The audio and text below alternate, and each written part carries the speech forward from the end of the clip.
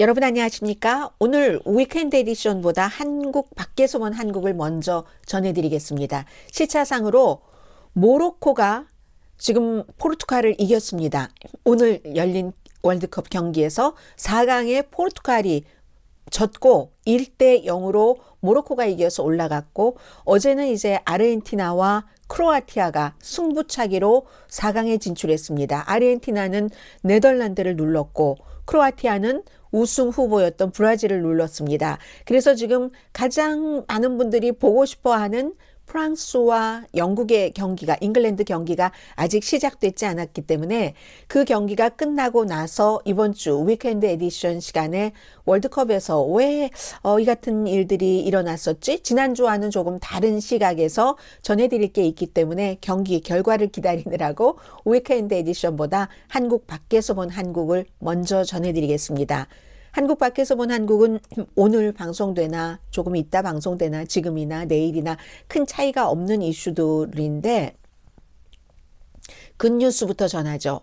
일본의 망가가 한국의 웹툰에 밀리고 있다 하는 이코노미스트의 지적인데, 이것은 웹툰이나 망가나 여러 가지 그 업계를 볼 수 있는 것이기 때문에, 또 미래에 아이들은 어떤 식으로 엔터테인먼트를 할 것인가, 그 점에서 굉장히 망가나 웹툰에 관심 없으신 분들이라도 이슈가 될 것이고요. 특히 이제 웹툰 같은 경우는 이태원 클래스라는 그 미니 시리즈가 웹툰에서 나온 것이니까요. 역시 조선팝 그 뒤에 살짝 곁들여 드리겠고, 북한이 한국의 그 월드컵 축구를 처음으로 중계를 했는데 점점점입니다. 한국인이 1살 내지 2살 젊어진다. 이건 내용은 다 똑같은데 거의 모든 매체가 보도를 했습니다. 진실규명위원회가 해외 입양의 실태를 조사하는데, 이것도 이렇게 내용을 보면은 입양에 관련된 뉴스를 본인이 연관되지 않으면 참 지겹다라고 생각하시는 분들이 있는데, 한국의 새로운 더 좋은 곳을 향하여 가는 그런 모습이라고 할까요? 그런 것들을 볼 수 있고, 맨 마지막에 트럭기사 노조 파업 끝낸 것, 투표로서 그 내용까지 한국 밖에서 본 한국 시간에 전해드리겠습니다.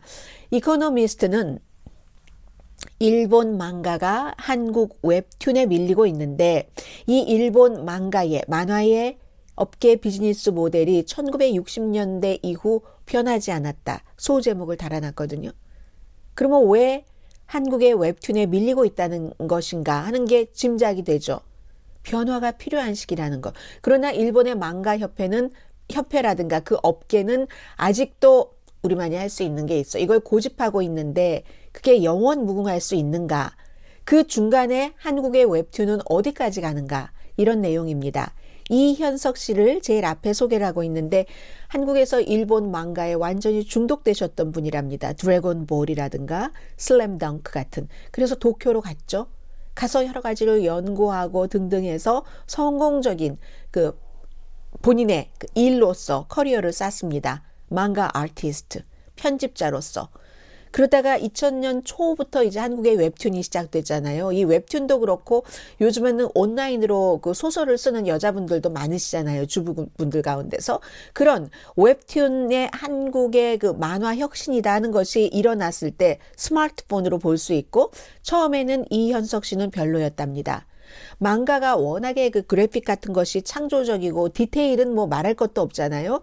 세련된 그 플래시라든가 그에 비해서 웹툰은 거칠고 얄팍하고 스마트폰으로 짧게 해야지 되니까요. 누구든지 저 정도 할 수 있지 얕잡아 봤다는 얘기입니다. 그런데 일본의 망가가 한국 웹툰에 밀려서 지난해 망가 인쇄로 하니까 망가는 2.3%가 줄어들어서 19억 달러 규모, 2,650억 엔. 세계 웹툰 마켓은 한국이 굉장히 중요하게 차지하고 있는데 37억 달러, 19억 달러 시장 대 37억 달러. 그리고 망가의 그 역사와 웹툰의 역사를 비교를 하면 어떻습니까? 세계 웹툰 마켓은 2030년에는 560억 달러가 될 것으로 예상됩니다. 일본의 지금 망가 그 인쇄 시장이 19억 달러인데 2030년에 웹툰은 560억 달러, 19억 대 560억, 19억도 조금 클 수도 있고 머물러 있을 수도 있지만 이 망가는 디지털화를 안 하죠. 거의 안 하죠. 굉장히 슬로우하죠. 인쇄를 위해서 처음부터 디자인된 것이기 때문에 스마트폰으로 읽기에는 이상하죠. 글씨는 또 너무 작고 그리고 모든 것이 줌인, 줌아웃 되는 이런 것도 이 망가의 업계의 전통과는 맞지 않고 그래서 이제 미스터 리 이현석 씨가 2014년도에 망가를 포기하고 웹툰으로 갈아탔다고 얘기를 합니다. 이태원 클래스를 얘기하네요. 솔로 레벨링 저는 이거 안 봤는데요. 일본에서 굉장히 인기가 있답니다. 그런데도 일본의 망가 업계는 아직도 보수적이기 때문에 지금처럼 가야지 된다.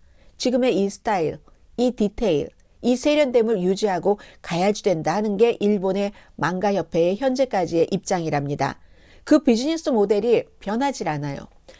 한 주일에 한 번 하고 이게 인기가 있으면 책으로 나오고 변함이 없다는 거죠. 그리고 포맷 자체도 거의 신성 불가침 수준이다.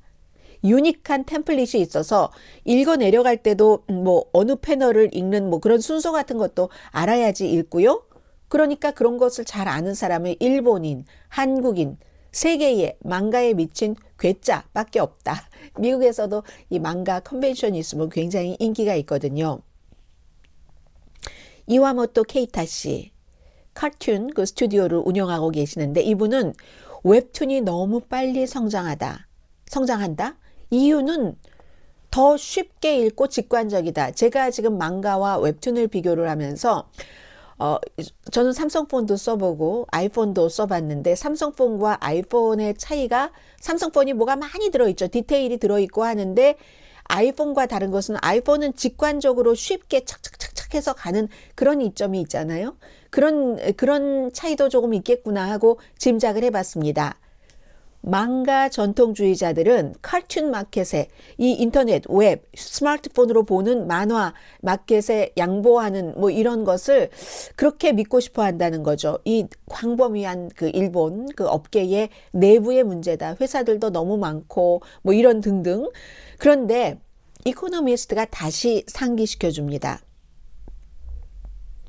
한국이 넷플릭스를 통해서 스퀴드 게임, 오징어 게임을 그렇게 세계화한 것, BTS 세계 강타.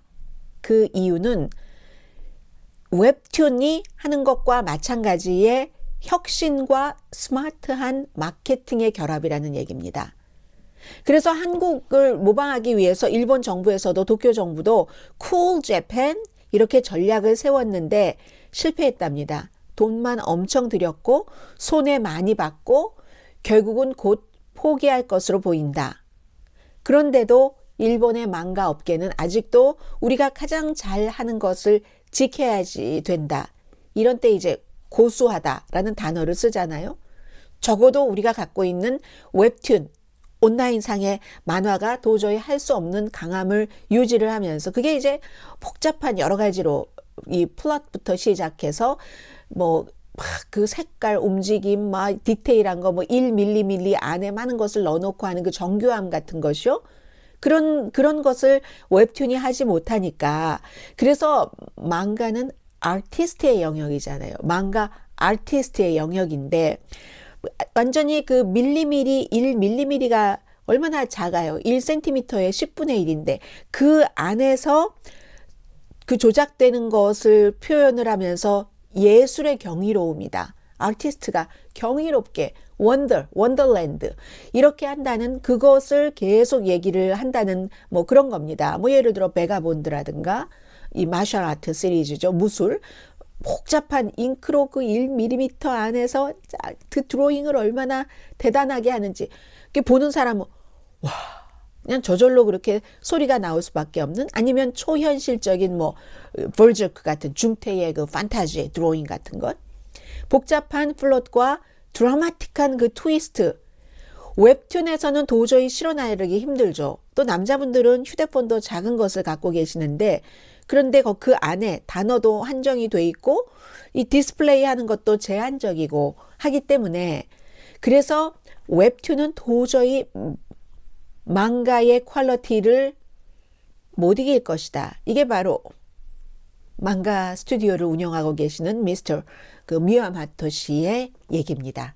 이코노미스트와 인터뷰를 한. 그런데도 어쨌든 웹툰의 장점이 있고 망가의 장점이 있겠죠. 근데 망가는 너무 오랜 동안 그 업계를 지배해왔기 때문에 뭔가를 그 웹툰의 그 성공 같은 것을 완전히 당신이 이겼어, you won 하고 선언하기가 힘든 그런 그 분위기를 지금 표현을 하고 있습니다. 물론 그렇게 강한 스토리, 장인 정신, 1mm 안에 최대한의 최고의 것을 담으려고 하는 그 장인 정신이 있잖아요. 뭐 우동 국물 하나를 수십 년 동안 밑바닥을 끝에 조금씩 남겨놓고 한다면서요. 그런 식으로. 그런 것이 일본의 국내 팬들을 망가에 충성하게 한다고는 인정을 합니다. 그러니까 그 충성 팬들이, 기존 팬들이, 지지 팬들이 있으니까 발행인도 종이니까 만화는 혁신하지 않는다는 거죠. 그런데 이게 정치와 비교를 해보면 저는 이제 오늘의 미국을 진행하는 사람이니까요. 본인들의 지지층만, 민주당만, 공화당만, 더불어민주당만, 국민의힘 지지층만 갖고 확장이 됩니까? 대통령을 내려면 확장층이 필요하지. 망가의 딜레마는 저는 여기 있다고 생각이 됩니다. 이 정체될 수는 있지만 그렇다고 망하지는 않을 것이다. 그리고 무슨 뭐 애니메이션을 각색한다던가 아니면 그 망가, 이 주제의 테마 상품 같은 것을 팔아서 협작을 해서 그런 것을 또 만드는 회사와 돈을 벌 수는 있겠지만, 그래서 어떤 뭐 데몬 슬레이어 이것은 2021년도에 이걸 이제 만든 회사가 기록적으로 판매를 이뤘다고 하거든요. 그래서 일본 출판계는 망가 비상사태는 아니다 라고 얘기를 하지만 일본은 미래를 걱정한다는 겁니다. 일본이나 한국이나 미국이나 다 노령화되고 있습니다. 일본의 만화, 애니메이션, 망가 팬도 나이가 들어갑니다. 원래 이제 뭐 망가, 어린이를 위한 그런 그 망가 무슨 뭐 그 책이 있었는데 1959년에 만들어졌다고 하나요? 영보이라는 뜻의.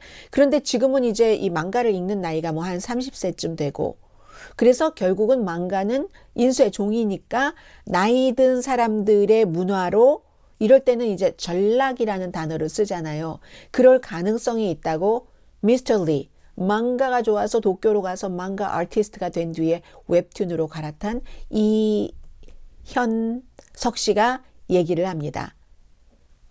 나이 든 사람의 문화로 전락할 가능성이 높다. 왜냐하면 오늘날 그 어린이들은 웹툰을 이렇게 스크롤링 하죠. 이 휴대폰으로, 스마트폰에서 본인의. 그러니까 왜 여기에 맞는 걸 안 만들죠? 물론 힘들다고 앞에 말씀을 드렸습니다. 플롯도 복잡해야지 되고, 글씨 자체의 제한도 있고, 줌인, 줌아웃도 있고, 인쇄미가 주는 그 디테일한 그 아티스트의 경지가 있고, 그렇지만 그런 것을 만들어낸 사람이라면 그렇지 않은 쪽으로 갈 수 있는 능력도 있지 않을까? 왜 안 하지? 이거 자존심이 너무 강한 것 아니야? 버릴 것을 버려야지 더 많은 사람들을, 중도층을, 정치라면 흡수를 할 수 있는 것 아니야? 그런 형태. 주제는 그 오래된 망가를 2000년대 초부터 시작한 한국의 웹툰이 그야말로 앞서가고 있다 하는 보도였습니다. 그리고 한국 전통의 소리가 K-팝과 믹스한다. 조선팝이든가요? 제가 제일 좋아하는, 뭐 그걸 처음부터 끝까지 막 1시간씩 다 보지는 못했습니다만은 제가 한국 무슨 디렉티비 같은 것을 안 보기 때문에, 다른 형태로 한국 것을 접하기 때문에. 그런데 보면은 무슨 뭐 누구죠? 서도현 씨인가요? 뭐 이런 사람이라든가 아니면 아주 깔끔하게 생긴 그 남자분, 그런 분들. 요즘에는 뭐 한국, 국악, 창, 판소리 이런 것을 하시는 분들의 아우라가 대단하잖아요. 그 카리스마, 그리고 소리하는 사람들이 소리 잘하는 게 최고 아닌가요? 그게 합쳐진다 하는 것을 보도를 하는데, 올 K-팝이라는 그 웹사이트가 있습니다. 2007년도에 시작됐는데 뉴저지주에 본부가 있고 한국의 케이팝과 가십 같은 것을 많이 내는데 지금 이 미디어는 중간에 그러면서도 조금 인종차별적이다. 심지어는 한국인에게까지 하는 이런 것으로 지적도 받았지만 아무튼 올 케이팝이라는 그 이름에 맞게 많은 것을 얘기를 하거든요. 한국 전통의 소리가 케이팝과 믹스를 해서 조선팝 이걸 이미 이제 세계가 조금씩 알아보기 시작한다는 거잖아요. 그래서 한국의 국악 중심의 음악인들이 한국에서 연주할 시간도 없는 사람들 있잖아요. 해외 너무 열심히 이제 불려다니면서 공연을 하느라고. 그래서 이 사이트가 설명을 해준 곳이 무엇인가냐면요. 자, 여러분들도 한번 보셨나 보세요. 퀸덤 맞네요. 퀸덤의 오마이걸 이 뭐 그거 경연대회 같은 곳에서 하는 그런 것도 보여주고 그리고 그 라비의 범 해서 봤더니 타이거고요. 또 블랙핑크가 Crazy Over You 당신에게 미쳤어 하는 그런 그 퍼포먼스도 다 이거 유튜브에 있는 겁니다. 그리고 그 밖에 무슨 뭐 나의 지구 오마이걸이라는 그 걸그룹이군요. 2차 경연 그 하는 것. 또 아이들이라는 불화자네요. 불화도 되고 꽃화자도 되고 역시 여성들로 구성이 돼 있고 또 이날치라는 그룹의 여성 그룹이네요. 범 내려온다라는 또 그 빅스 도원경 또 누가 있나요? 샤이니 태민의 Flame of Love 이건 제가 봤는데 뭐 일본말로 하고 하는데 그다지 조선팝을 많이 한 것 같진 않고요. 그리고 그 밖에 안예은 씨의 홍연 2년 할 때의 레드타이 이렇게 됐는데 송민호 씨의 안악내 소양강 처녀 그 노래도 막 믹스된 그런 것도 보여주거든요. 제가 여러분들께 들려드리려고 하다가 이거 저작권법에 위배가 되기 때문에 그만두겠습니다. 이렇게 일본 망가를 한국의 웹툰이 완전히 이제 잡아가는 그런 과정과 처음에는 저는 케이팝 처음에 그다지 좋아하지 않았었거든요. 왜냐하면 여자 소녀들이 너무 많이 외국 것만을 본따서 집단 체조를 하는데 노출도 너무 심하고 동작 자체도 침대의 동작이 너무 많고 해서 싫어했었던 것이 사실입니다. 그런데 아무것도 안 하는 게 아니라 뭔가를 하다 보면은 자기 것으로 결국은 돌아오잖아요. 자기 것이 하나도 없이 공장에서 물건 찍어내듯이 저렇게 서구의 노출, 심지어는 뭐 중동 세계에서는 너무 지저분하다고 받아들여주지조차 않는 그렇다 해서 저만 해도 늙어서 그런지 나이가 들어서 그런지 좀 거부감이 많았는데 지금은 결국은 이게 찾아가는 것 같습니다. 조선의 팝을 같이 이렇게 들어가니까 힘이 생기잖아요. 그리고 모든 세대가 같이 할 수가 있고 이제 그런 것들 해서 지금 이러한 그 미디어가 한국의 케이팝과 전통의 소리의 믹스 같은 것도 이제는 시작이 일반인에게까지 그 사람들이 많은 유명한 사람들이 여기저기 불려다니다가 일반인들에게까지 이렇게 전해드리고 있다 하는 것 보도를 해드렸고요. 북한이 사상 최초로 한국 국가대표팀의 월드컵 축구를 방송을 했습니다. 그런데요, 원래 한국 거는 안 하기로 하고 북한의 경우에는 이제 북한의 국영방송이 월드컵 중계하는 것을 북한 사람들이 세계를 쳐다볼 수 있는 거의 유일한 통로였는데 이번에 포르투갈, 무슨 뭐 가나, 우루과이전은 안 하고 마지막 부분에 한국이 브라질에 대패한 것, 물론 한 골을 넣었습니다만 그 부분만 이제 북한이 방영을 했다는 겁니다. 그리고 방영하기 전에 한국 선수 이름도 다 소개를 했고요. 이런 것은 굉장히 긍정적인 부분이라고 할 수 있고 그리고 또 하나는 무슨 코카콜라 선전하는 거 화면 보니까 이런 것들도 다 나오는데 그것을 가리지 않았다는 것. 그런데 이게 한국 드라마를 본 뭐 대학생을 공개 처형하고 며칠 뒤에 나온 얘기인데 이 내용도 많은 매체들이 보도를 하거든요. 심지어 영국의 뭐 타블로이드 비슷한 데일리 메일 온라인도 보도를 했는데 인도의 매체 이 매체가 보도를 하면서 뭐라고 표현을 하냐면 북한이 사상 최초로 한국 국가대표팀의 월드컵 축구 경기를 방송한 것은 한국을 망신주기 위해서 그렇다. 왜 하필 브라질 대 한국 대 브라질 경기만 하느냐. 이제 이런 말하자면 평까지 곁들였습니다. 인도의 매체는요.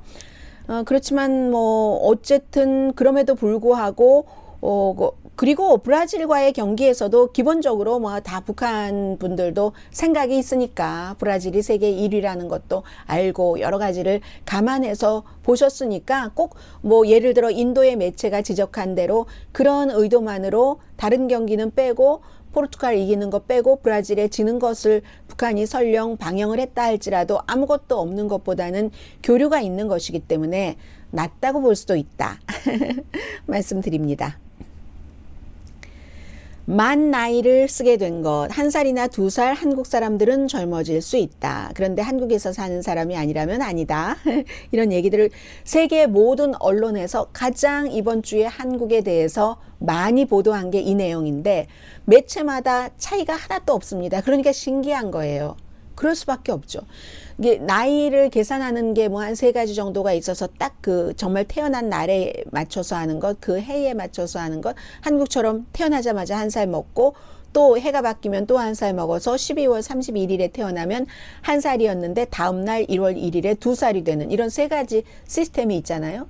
그래서 이 3가지 시스템에서 2살 이렇게 12월 31일에 태어나면 이틀 사이에 2살이 되는 이런 나이를 코리안 나이라고 하고 있고 이 코리안 나이를 인터내셔널 나이로 국제 표준 나이로 바꾼다는 것이 국회에서 통과가 돼서 6월 달부터 결국은 시행된다는 얘기잖아요. 그러면 올해도 반 정도까지는 6월 이전에 태어나신 분들은 올드 시스템을 그대로 따르셔야지 되고 80% 여론조사를 해보면 그건 아니지 왜 우리만 나이를 1살 내지 2살 더 많아야지 돼 하시는 분들이 계시잖아요. 그런 분들을 그래서 80%가 이렇게 새롭게 국제적인 나이를 따라가는 것을 나이 계산 시스템 바꾸는 것을 지지를 했고요. 한국에서 1960년대부터 써왔었습니다. 그리고 동아시아도 많이 바꿨는데 중국은 그대로 쓰고 있죠. 이 시스템을. 그리고 이 자체가 윤석열 대통령의 선거 당시에 공약이었다는 것. 왜냐하면 사회적으로도 그렇고 경제적으로도 좀 손실이 있고 국제사회와 여러 가지를 맞춰가는데도 그렇고 해서 결국은 이 문제를 너무너무 다른 나라에서 볼 때는 신기한 겁니다. 신기해서 이렇게 보도를 하고 있습니다. 또 진실규명위원회 이 정확하게 이름이 진실규명위원회가 아니라 진실규명위원회 진상화해위원회 이렇게 하죠. 한국에서 해외 입양 실태에 대해서 조사를 하는데 이것은 어떻게 보면은 부끄러운 것이다 라고 생각할 수도 있지만 그렇지 않다고 생각할 수도 있습니다. 그 전에 그랬었던 것을 바로 잡아간다. 국력이라든가 사회의 어떤 마인드 같은 것들이 훨씬 세련돼지면서 그렇게 보실 수도 있는데 지난 금요일에 이제 신청 마감을 받았고 400명이 어떤 것을 신청했냐면 다른 나라 유럽이나 미국이나 이런 곳에서 입양돼서 살다가 지금은 이제 성인이 되신 분들이죠. 그분들이 이 진상화해위원회에 내가 과연 그 당시에 맞게 우리 친부모님들이 정말로 계셨는데도 나를 입양하길 원했던가. 나는 정말 친인척이 하나도 없는 그야말로 고아 중에 고아였기 때문에 누구에게도 접촉하지 못하고 해외로 입양됐었던 것인가. 이걸 조사해달라고 하고 34케이스를 일단 조사를 한답니다. 34케이스를 조사하는데 이건 34케이스가 점점 많아진다는 거죠. 1990년대 중반까지 60년대부터 막 한국전 일어나고 군사 독재 이런 때였었잖아요.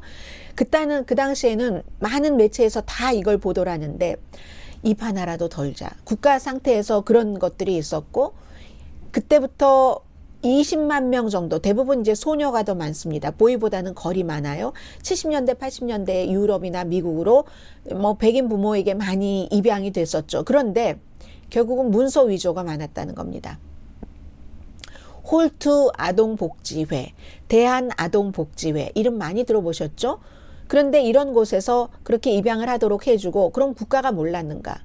알면서도 눈 감았다는 겁니다.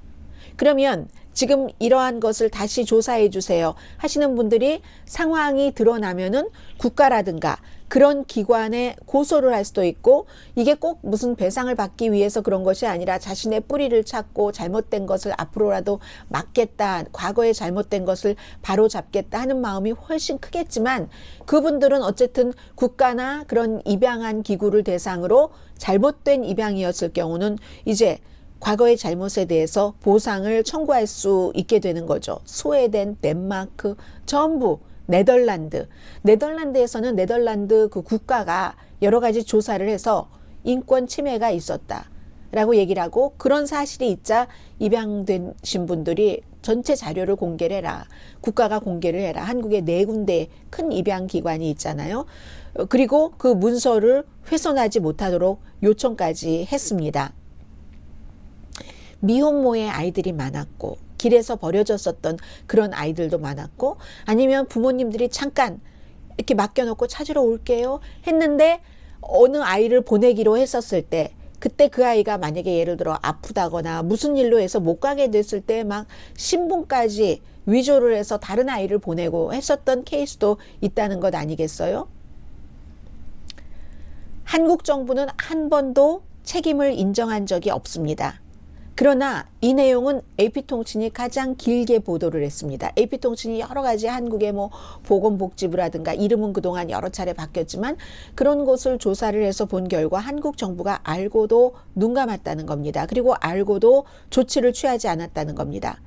1970년대의 특별입양법이라는 것이 법원이 감독하지 않고 입양기관, 홀트 아동복지, 대한아동복지 이런 데에 후견인의 권한을 부여했고, 여전히 뭐 대체적인 줄기는 시행 중이지만 2013년부터 이제 가정법원을 거치도록 이렇게 하기는 했습니다.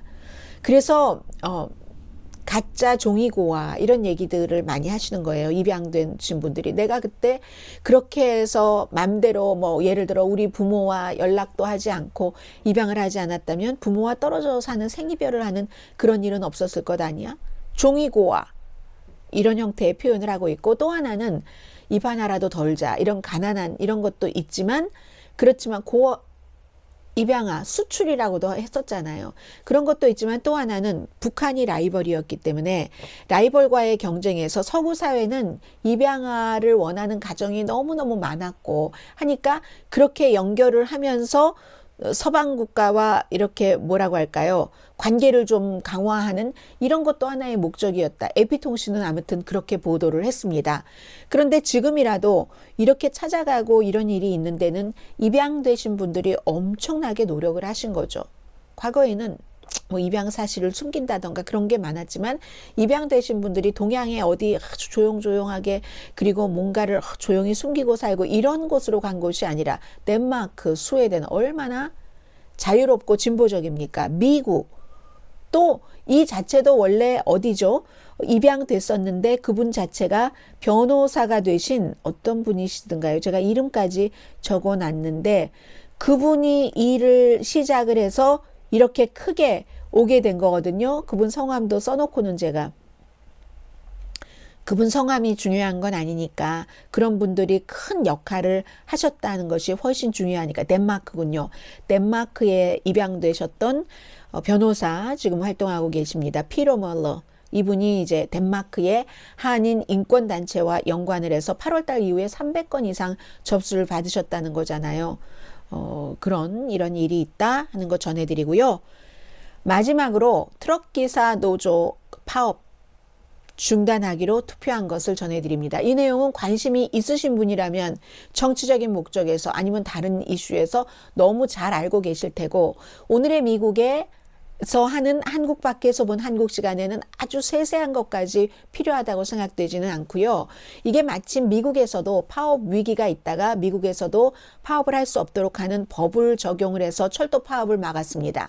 미국에서는 민주공화 정치인들이 똑같이 여기에 그 의견을 일치를 받고, 그리고 지금 한국 정부와는 조금 반대 방향인데 미국에서는 노조에 대해서 가장 가까운 친노조 성향의 대통령인데도 불구하고 눈물을 머금고 파업을 해서는 안 된다 하고 의회에 요청을 해서 의회의 정치인들이 이것을 파업을 할 수 없도록, 원래 그런 법이 있으니까, 철도와 항공에는 국가의 중추잖아요. 중추 산업이니까 그렇게 해서 막았습니다. 그 시기에 한국이 조금 더 오래 걸렸죠. 일찍 시작했고 미국은 파업을 하지도 못했고 12월 24일부터 2만 5천 명의 노조원과 비노조 트럭 기사가 이리저리 이제 파업을 하기 시작했는데, 파업하는 그 목표는 2022년도에 끝나는 최저 운임제를 영구히 해라. 여기에 대해서 정부는 3년으로 하고 그 다음에 다시 해보자 했는데 이게 안 되니까 시멘트 그쪽은 돌아와라. 법이 있으니까 한국도 법대로 한 겁니다. 미국도 법대로 한 것이고. 그래서 그렇게 했는데 그 다음에는 다른 곳들이 또 있잖아요. 다른 막 중요한 곳들이 있어서 이걸 결국은 투표를 했는데, 최저운임이 현재 뭐 컨테이너, 시멘트에 적용되지만 뭐 유조선이라든가 화학이라든가 철강, 자동차, 뭐 택배, 트럭 이런 데도 확대해야지 된다. 이 같은 요구도 했고요. 정부는 다시 협상하라면 파업부터 풀어라 하면서 파업금지법을 적용한다고 했습니다. 그러자 노조가 사실은 분열된 거죠. 노조 내부에서도 파업을 계속하자가 100%도 아니었고, 파업하지 말고 돌아가자 하는 게 100%도 아니었고, 뭐 50%를 넘기지도 못하고 이리저리 하다가 결국은 정부로부터 어떤 양보도 얻지 못한 겁니다. 이번에는 가장 큰 노조인 민주노총이. 그러니까 그 사이에 민주당이 뭐 3년 연장한다 이런 걸 지지한다는 투표를 했고, 여당은 투표하지 않았고, 업무 복귀 이후에 추가로 논의하자. 그 사이에 이제 이 부분에 대해서 강경책을 쓴 것은 윤석열 대통령의 뭐 지지율을 올라가는데 도움이 준 것으로 해석들을 하고 있습니다. 62%가 파업 끝내기에 투표했습니다. 노조원들이. 그런데 별로 투표에 참석한 사람이 많지 않아요. 26,100명 가운데서 2만 5천 명 넘는군요. 26,100명 가운데서 3,357명이 투표를 해서 62%가 파업을 끝내자 한 거거든요. 정부로선 얘기한 거죠. 미국이 했던 얘기와 비슷합니다. 공급망 문제도 있었고 경제가 이렇게 힘든데 연료도 부족한데, 그래서 결국은 철강 석유 업계가 1조 3천억 원, 미국 돈으로 9억 9,900만 달러 손실을 봤다는 거잖아요. 윤석열 대통령이 트럭 기사가 교통망을 인질로 잡고 있다. 경제도 이렇게 어려운데 이렇게 얘기를 했고, 비판하는 사람들은, 윤석열 대통령을 비판하는 사람들은 야, 그 파업을 금지하는 법이 너무 가혹하다. 이거 어기면 이제 3년 징역형에 처할 수도 있고, 제가 지지난주에 전해드렸었죠. 3천만 원 벌금을 무는데 이게 말이 되느냐? 위헌이다라고 얘기를 하고 있고, 실제로 유엔에 속한 국제노조위원회도 일하러 가라고 명령하는 건 근로자 자유에 위배된다는 성명을 냈습니다. 이게 이제 또 한국식과 서구식이 조금 다르고 처벌해서는 안 된다라고도 얘기를 했고, 한국은 이번에 노조 이 파업하고 시위하는데 뭐 노조원 아닌 사람도 있었다고 얘기를 하고요. 그 여러 가지가 다 디테일한 것까지 맞진 않지만 유엔 기구에서는 일하러 가라고 명령하는 건 근로자 자유에 위배된다는 성명은 냈습니다. 아무튼 민주노총은 윤석열 대통령의 명령이 계엄령이다라고 평가를 했는데 기본적으로는 이 파업을 풀고 갔습니다. 그러니까 정부가 그 이후에 내놓은 안이 무엇이냐면, 젊은 세대를 위해서 일자리도 어떻게 하면 더 많이 확보할 수 있는가, 노동시장을 구조적으로 개선하는 문제, 노사관계 개선도 좀 하는 그런 목표로 하는 회담 이제 하자라고 해서, 기본적으로는 이렇게 그 트럭기사 노조 파업이 트럭기사 노조들의 투표에 의해서 중단된 내용, 이 내용이 나이 한두 살 젊어지는 것과 함께 이번 주에 가장 많이 해외에서 보도된 뉴스입니다. 한국 밖에서 본 한국 여기서 끝내고요. 그리고 이제 뭐 그다지 시간 많이 지나지 않아서 여러분들께 위크엔드 에디션 전해드리겠습니다. 강혜신이었습니다.